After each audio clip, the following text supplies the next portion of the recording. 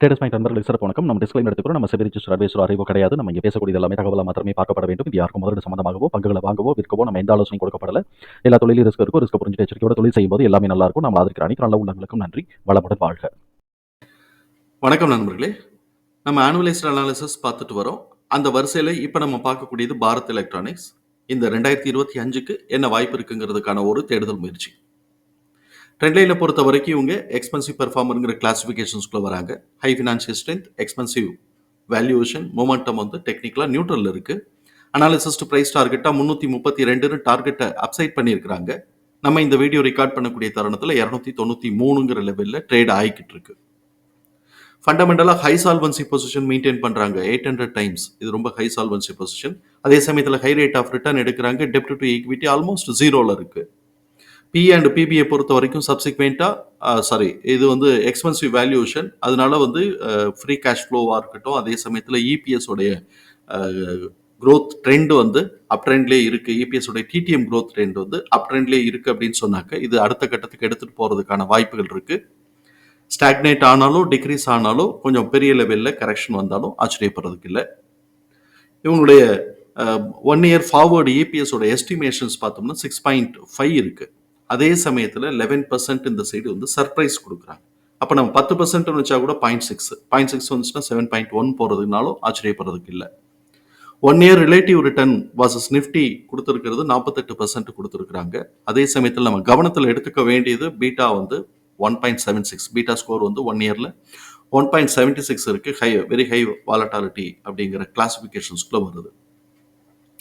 கன்சஸ்னஸ் ரெக்கமெண்டேஷன்ஸில் 25 analysis recommend பண்ணியிருக்கிறாங்க. 21 பேர் வந்து பை சொல்லியிருக்கிறாங்க, ஒருத்தர் ஹோல்டு சொல்லியிருக்கிறாங்க, 3 பேர் செல் சொல்லியிருக்கிறாங்க. இப்போ இவங்களுடைய கேஷ் ஃப்ளோவோட பொசிஷன் பார்த்தோம் அப்படின்னு சொன்னால் நெட் கேஷ் ஃப்ளோ நெகட்டிவாக தான் இருக்குது. கிட்டத்தட்ட இது வந்து போன தடவை 2200 கோடி ரூபா பாசிட்டிவாக இருந்தது. இப்போ வந்து 2700 கோடி ரூபா மைனஸில் போயிருக்கு. அப்படின்னா கிட்டத்தட்ட 200% வந்து கம்மியாயிருக்கு இங்கே சொல்லியிருக்கு. அதே சமயத்தில் நம்ம இங்கே பார்க்கும்போது ஆப்ரேட்டிங் கேஷ் ஃப்ளோ வந்து கிட்டத்தட்ட வந்து ஒரு 267% இன்க்ரீஸ் ஆகிருக்கு. இன்வெஸ்டிங் ஆக்டிவிட்டீஸுக்கு ஃபண்டு நிறைய டைரக்ட் பண்ணியிருக்கிறாங்க அப்படிங்கிறத நம்ம புரிதலுக்குள்ளே எடுத்துக்கிறோம். இன்வெஸ்டிங் பண்ணுறாங்க அப்படின்னு சொன்னால் ஏதோ ஒரு டிமாண்டை எதிர்பார்க்குறாங்க அப்படிங்கிற புரிதலுக்குள்ளே கொண்டு வரும். அதே சமயத்தில் நம்ம இந்த சைடு பேலன்ஸ் ஷீட் பார்க்கும்போது ஷேர் ஹோல்டர்ஸ் ஃபண்ட் இன்க்ரீஸ் ஆகிட்டே இருக்குது. அதில் ஷேர் ஹோல்டர்ஸ் ஃபண்ட் இன்க்ரீஸ் ஆகுது அப்படின்னு சொன்னாக்க நம்ம இந்த ரிசர்வ்ஸ் அண்ட் சர்ப்ளஸ் பார்த்தோம்னா 15,590, இதுவும் இன்க்ரிமெண்டல் அப்ரோச்சில் தான் இருக்குது. அதுதான் மெயின் கான்ட்ரிபியூட்டராக இருக்கும். ஆனுவல் ரிசல்ட்டை பொறுத்த வரைக்கும் நம்ம 2024 ஆனுவல் ரிசல்ட் மார்ச்சோட ஆனுவல் ரிப்போர்ட்டை பேஸ் பண்ணி நெட் ப்ராஃபிட் 33.5% இன்க்ரீஸ் ஆயிருக்கு. ரெவென்யூ வந்து 16.2% இன்க்ரீஸ் ஆயிருக்கு.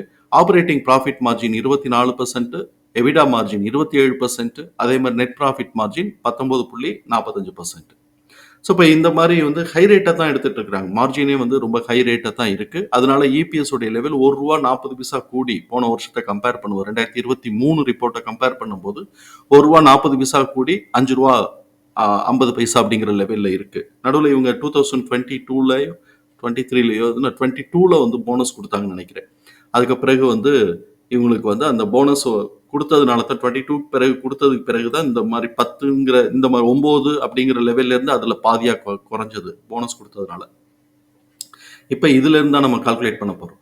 இப்போ 4.1லேருந்து 5.5 வந்திருக்கு.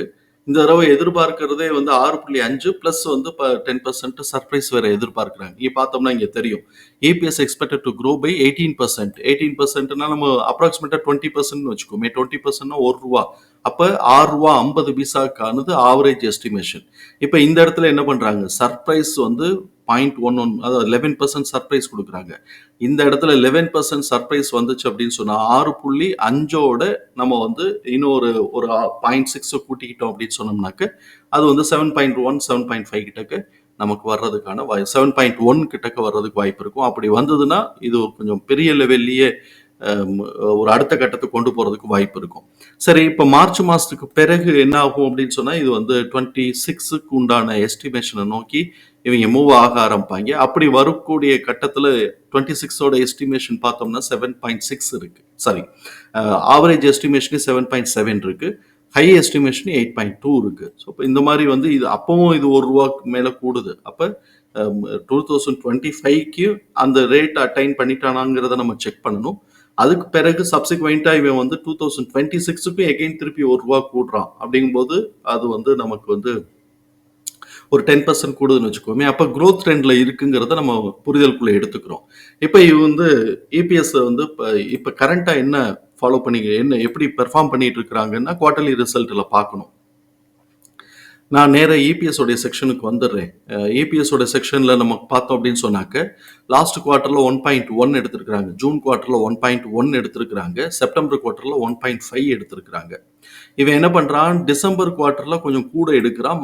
அதுக்கப்புறம் மார்ச் குவார்ட்டர்ல கொஞ்சம் பெருசா வச்சுட்டு, ஜூன் குவார்ட்டர்ல கொஞ்சம் கம்மி பண்றான், கம்மியா எடுக்கிறான் அப்படிங்கிறது 2024ல நடந்திருக்கு.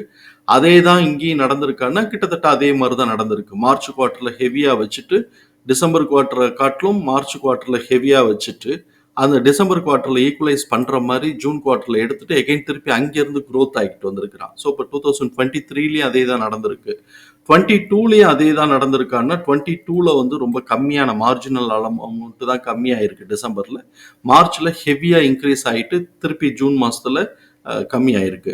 நல்லா பெருசாவே கம்மியாயிருக்கு. ஸோ இப்போ இவனோட பேட்டர்னே என்ன ஆகுது, மார்ச்ல கூட எடுத்துடுறான், அப்புறம் ஜூன் கம்மியா எடுத்துட்டு அதுல இருந்து திருப்பி growth ஆரம்பிக்கிறான் அடுத்த நெக்ஸ்ட் மார்ச்சுக்கு.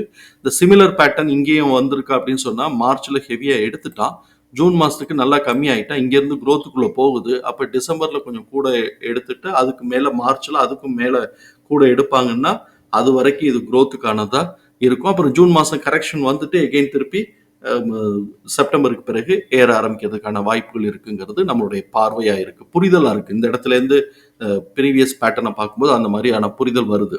இப்ப நமக்கு வந்து இபிஎஸ் உடைய டிடிஎம் பார்த்தோம்னா growthலயே தான் இருக்கு. இப்ப நமக்கு வந்து இங்க இருந்து நம்ம எடுத்துக்கலாம். இப்ப இந்த இடத்துல இருந்து எடுத்துக்கலாம். ஏன்னா இதுக்கு முன்னாடி எல்லாம் வந்து ஸ்பிளிட்டுக்கு இது போனஸ் ஷேருக்கு முன்னாடி இருந்த வேல்யூ இதுல இருந்து நம்ம எடுத்துக்கலாம்.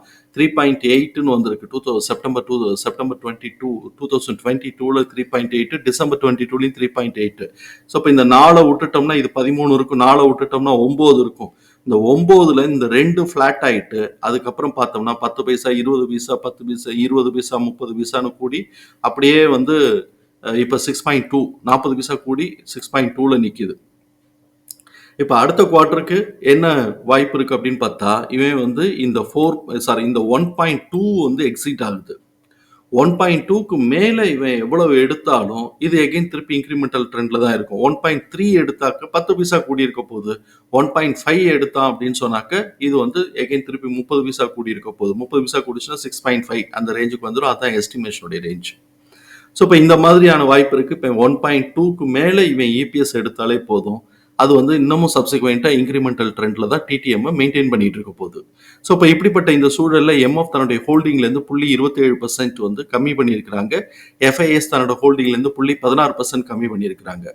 இப்போ நம்ம இந்த இபிஎஸ் தகவல்கள் எல்லாத்தையும் தூக்கி நம்மளோட எக்ஸல் ஃபார்மேட்ல போட்டோம். நம்மளோட எக்ஸல் ஃபார்மேட்ல நமக்கு கிடைக்கக்கூடியது ஃபேர் பிரைஸுங்கிறது 57, நமக்கு வந்து புக் வேல்யூ வந்து ₹23 ₹24 கிட்டக்கு வந்துருச்சு. ஏன்னா அது நம்ம இங்க கரண்ட் இதுல இந்த ஃபேர் வேல்யூக்கு நார்மல் மூவ்மெண்ட்ல நம்மளுடைய நார்மல் மார்க்கெட் மூவ்மெண்ட்ல வந்து ₹82லேருந்து 115க்கான ரேஞ்ச் இருக்கணும். இப்போ இதெல்லாம் தாண்டி போயிருச்சு. இதெல்லாம் தாண்டி போயிருக்குனாக்க நம்ம பிளாஸ்ட் ஃபார்முலால என்ன வருதுன்னு பார்ப்போம். என்னன்னா 202 கடந்துச்சுன்னா இது 700க்கான வாய்ப்புகள் இருக்கு அப்படிங்கிற மாதிரி காட்டுது. பார்ப்போம் நமக்கு அது உடனே வருதா இல்லாட்டி 2 வருஷத்துக்கு சேர்த்து வருதாங்கிறத நம்ம பார்ப்போம். அதே மாதிரி வேவோட கால்குலேஷன்ல போட்டா நான் லோ அண்ட் ஹை எந்த ரீஜன்ல இருக்கோ அந்த ரீஜன்ல இருந்து எடுத்து போடுறேன். இப்ப இவன் வந்து என்ன பண்ணியிருக்கிறான், இந்த வருஷத்துக்கான ஹை வச்சுட்டு வேவ் கரெக்ஷன் இந்த வருஷத்துக்கு வந்து அவன் வந்து 340 வந்து ஹை வச்சிருக்கிறான். 340 ஹை வச்சிருக்கிறான். ஹை வச்சதுக்கு 375க்கான வரைக்கும் இந்த வேவ் எக்ஸ்டென்ஷன் 2 இருக்கு. இப்ப இதை உடைச்சு போகுதுன்னா புது லோ புது ஹை வரும். ஸோ இப்போ அந்த இடத்துல நம்ம வந்து அதை பார்த்துக்கலாம்.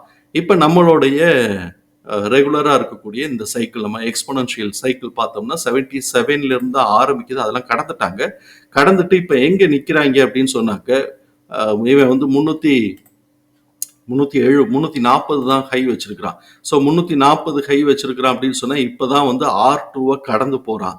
அப்ப R3க்கான பாசிபிலிட்டிஸ் இருக்கு அப்படின்னு சொன்னா R3க்கான பாசிபிலிட்டி 382ல இருந்து 382, 467, 563 வரைக்கும் R3க்கான ரேஞ்ச் கிடைக்குது நமக்கு அப்படிங்கறத நம்ம புரிதலுக்குள்ள எடுத்துக்கிறோம். ஸோ இப்போ இங்க இருக்கக்கூடிய பிரைசஸ் எல்லாத்தையும் நம்ம வந்து சார்ட்ல அசம்பிள் பண்ணிட்டோம். சார்ட்ல நம்ம பார்க்கலாம். சார்ட்ல நமக்கு பார்க்கும்போது இந்த 382ங்கிறது R2ஓட டாப் எட்ஜ், அதாவது டாப் எட்ஜ். அதை உடச்சி இவன் போறான்னா R3க்கான 467, 515, 563 அப்படிங்கிற லெவல்ல வரைக்கும் நமக்கு R3 இருக்கு. இதுக்கு மேல R4க்கு போறானான்னு பார்க்கணும். அப்படி அவன் போறதா இருந்தா 700க்கான சான்சஸ் இருக்கு. நமக்கு இங்க R4க்கு வந்துச்சு அப்படின்னு சொன்னாலே இது 900 நோக்கி போயிருது. ஸோ இப்போ 700 நடுவில் இருக்கக்கூடிய 700, அதுக்கு மேலே போச்சுன்னா 925. அது இந்த வருஷமே சொல்ல முடியாது, 2 வருஷம் கூட ஆகலாம். சொல்ல முடியாது. இவன் இபிஎஸ் மாத்திரம் டபுள் டிஜிட்ல கொடுத்து 10, 15ன்னு எடுத்தானே ஸ்வயின்னு மேலே ஏற்றி விட்டுருவாங்க. அப்போதைக்கு வரும்போது பார்த்துக்கலாம். ரொம்ப நம்ம கற்பனை பண்ணிக்கல. இப்போ இந்த ரேஞ்சில் R2 ரேஞ்சில் அவன் வரான். R2 ரேஞ்சில் மிட் பாயிண்டோட ரிவர்ஸ் எடுத்து இவன் கரெக்ஷனுக்குள்ள வந்திருக்கிறான். இவன் இப்படியே மேலே ஏறினான்னா R2வை கம்ப்ளீட் பண்ணிட்டு இதுக்கான மிட் பாயிண்ட் நம்ம கால்குலேட் பண்ணணும். 382 to 467. நான் போடலை, நம்ம வேணும்னா போட்டுக்கலாம். போட்டுட்டு அதை உடச்சு போகும்போது R3யோட டாப் எட்ஜுக்கு போனாலும் ஆச்சரியப்படுறதுக்கு இல்லை, இல்லாட்டி இதுக்கான மிட் பாயிண்ட் வரைக்கும் போனாலும் ஆச்சரியப்படுறதுக்கு இல்லை. ஸோ இப்போ நமக்கு மேலே ஏற ஆரம்பிச்சான் அப்படின்னு சொன்னால் 382 பிரேக் பண்ணும்போது R3யோட ஜோன் 467லேருந்து 563, அதை உடச்சி மேலே போறான்னா 735லேருந்து 750க்கான வாய்ப்புகள் இருக்குங்கிறது நம்மளுடைய புரிதல்.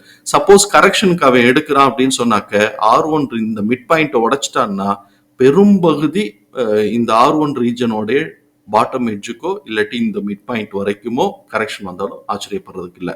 அப்போ இந்த மிட் பாயிண்ட்டுங்கிறது 277, அதை உடச்சி கீழே வந்தான்னா R1 ரீஜனுங்கிறது 245லேருந்து 191, அதை உடச்சி கீழே வந்தான்னா இந்த 145 அப்படிங்கிற லெவல் இருக்கு. இந்த ரேஞ்சுக்கு வந்தாலும் ஆச்சரியப்படுறதுக்கு இல்லை. ஏன்னா எக்ஸ்பென்சிவ் வேல்யூஷன். அதனால இந்த மிட் பாயிண்ட் இந்த மிட் பாயிண்ட் வரைக்கும் இறங்கினாலும் ஆச்சரியப்படுறதுக்கு இல்லை. ஏன்னா எக்ஸ்பென்சிவ் வேல்யூஷன் நம்ம கொடுத்தா ஹெவியாக கொடுத்துடணும். கரெக்ஷன் வந்துச்சுன்னா கொஞ்சம் பெரிய லெவல்லையே நம்ம எக்ஸ்பெக்ட் பண்ணலாங்கிறது நம்மளுடைய பார்வை. தகவல் பயனுள்ளதாக இருக்கும் நம்புறேன். தகவல் பயனுள்ளதாக இருந்ததுன்னா சங்கருக்கு ரொம்ப சந்தோஷம். நம்மளை ஆதரிக்கிற அனைத்து நல்ல உள்ளங்களுக்கும் நன்றி. வளமுடன் வாழ்க. நன்றி நண்பர்களே.